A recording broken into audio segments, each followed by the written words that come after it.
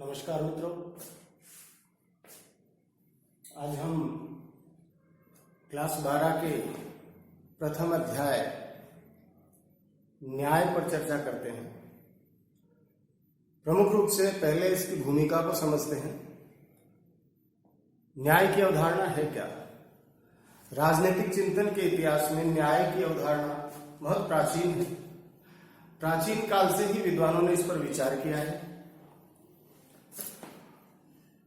पश्चिमी परंपरा में न्याय के बारे में सदचरित्र व्यक्ति के गुणों पर महत्व दिया गया है, अर्थात व्यक्ति के गुणों को प्रमुखता दी गई है न्याय के लिए।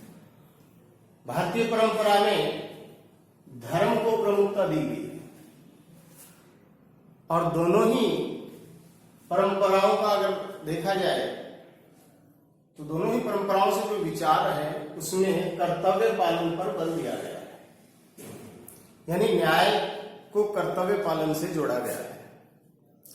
इस संदर्भ में जो न्याय का अर्थ निकल के आता है वो है प्रत्येक मनुष्य द्वारा अपना निर्दिष्ट कार्य करना एवं दूसरों के कार्यों में हस्तक्षेप न करना।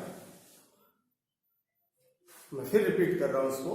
न्याय का जो मूल अर्थ आ रहा है वो है प्रत्येक मनुष्य द्वारा अपना निर्दिष्ट कार्य करना एवं दूसरों के कार्यों में हस्तक्षेप न करना। प्राचीन काल से ही इस पर विचार हुआ है।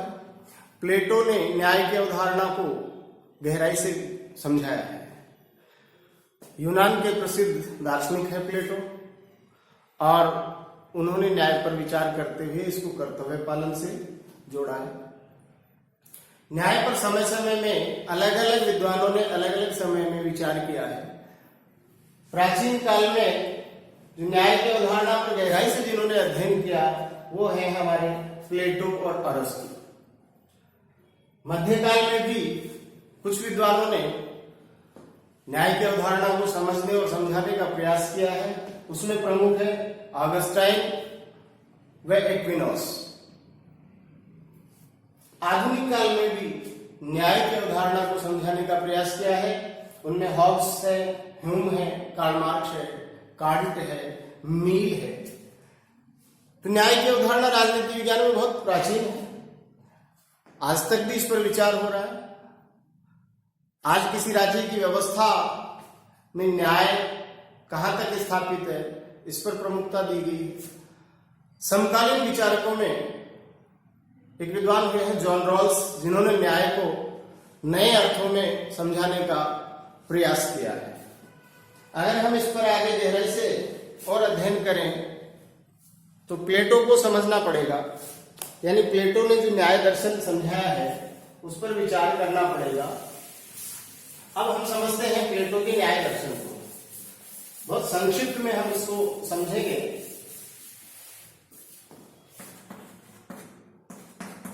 प्लेटो का न्याय दर्शन। प्लेटो न्याय को एक सद्गुण मानता है। सद्गुण किसका? आत्मा का। प्लेटो ने न्याय को आत्मा का सद्गुण माना है और प्लेटो का यह मानना है कि न्याय जो है वो मनुष्य की आत्मा का गुण है। इसी तरह से प्लेटो ने 3 गुणों की कल्पना की है। एक है क्षुधा, दूसरा है शौर्य और तीसरा है विवेक। प्लेटो का यह मानना है कि राज्य में जितने भी नागरिक होते हैं या दुनिया में जो भी नागरिक हैं, व्यक्ति हैं, उनमें 3 तरह के गुण पाए जाते हैं। भारतीय परंपरा में भी ऐसी मान्यता है कि 3 गुण व्यक्ति में पाए जाते हैं, सत्व, रज और तम। ऐसे ही प्लेटो ने कल्पना की है। तो क्षुधा, शौर्य और विवेक। प्लेटो का यह मानना है कि राज्य में जो क्षुधा, जिन व्यक्तियों में क्षुधा का गुण ज्यादा होता है वो उत्पादक वर्ग कहलाता है।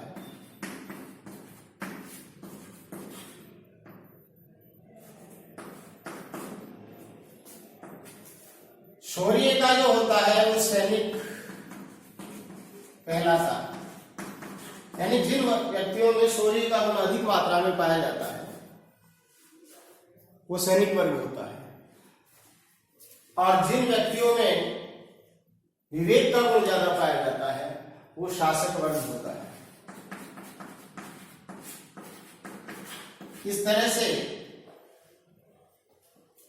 जिस व्यक्ति में जो गुण जितनी मात्रा में, वैसे प्रत्येक व्यक्ति में सभी गुण पाए जाते हैं, लेकिन किस गुण की प्रमुखता किस व्यक्ति में ज्यादा है उसके आधार पर ही व्यक्तियों में ये वर्ग बनते हैं।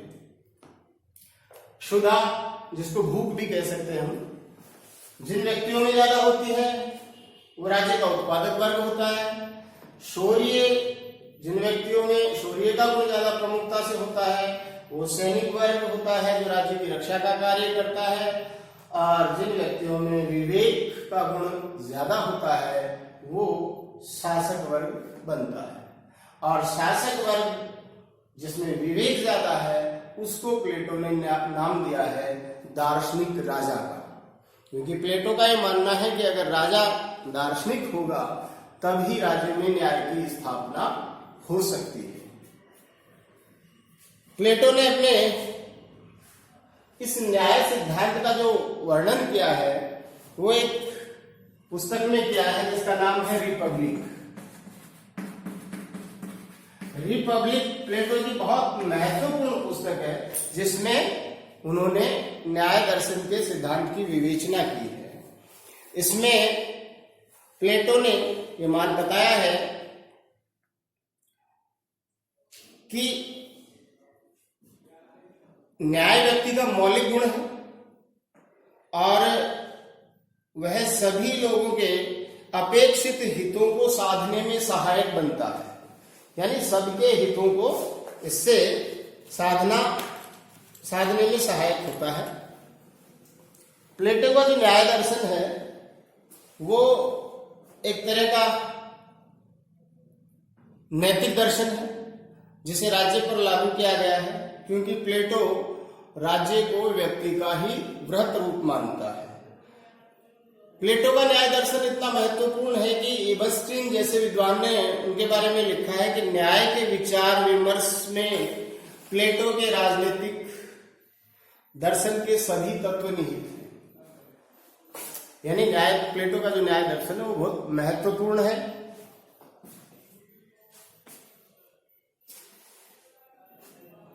अगले वीडियो में हम इसको और गहराई से समझने का प्रयास करेंगे और उसके बाद में अरस्तु के न्याय दर्शन पर भी हम विचार करेंगे।